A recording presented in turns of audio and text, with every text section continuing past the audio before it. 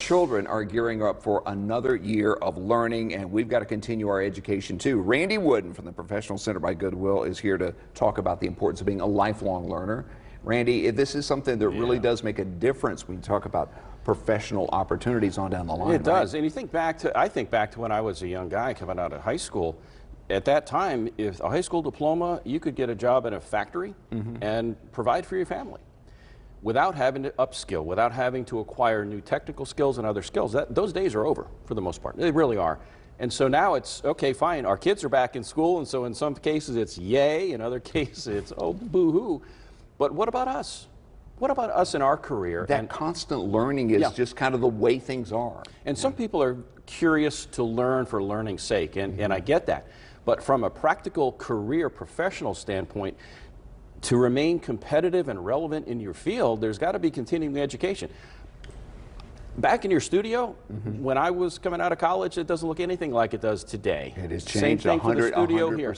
right. Yeah, and so it changes, and if you don't change with it, whether you're an employee or whether you're a company, I mean, think about when's the last time you went to Blockbuster or sent your film to Kodak? Technology and the way we do business changes. So how do we stay competitive? And that's through continuing education. So every job is different, every career is different. Sure. But what are some of the skills that people are out there kind of learning and picking up? Well, and just for simplicity's sake, I'm going to divide these into soft skills and hard skills. Okay. Now, when you hear the term soft skills, you think soft means lesser, hard means top, and no.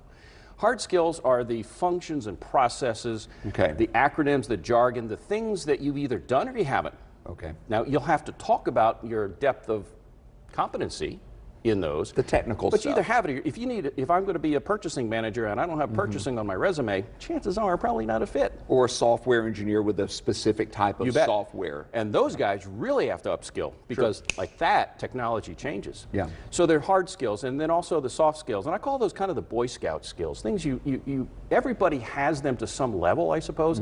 Teamwork, listening, cooperation, problem solving.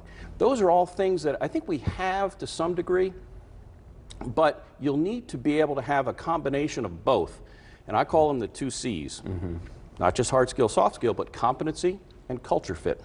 Okay. I need to know that you can do the work and do it well. Competency is kind of the hard skills. They there, are, right? yeah. I may be a great guy, Right. but I can't do your job. Right. I don't have the technical experience that's current. We use grease pencils and razor blades and cut tape, and so I was competent in that, but that was back when Reagan was president. So you begin to look at this thing and go, he may be a great fit culture-wise, but does he have the level of competency, the hard skills to do the work? The culture side, though, is important because you've got to have somebody that you can get along with, and that becomes the kind of person you want to be around every day. Yeah, and that's the way it is. So now the question becomes, where do I get these hard skills? And you can also acquire soft skills.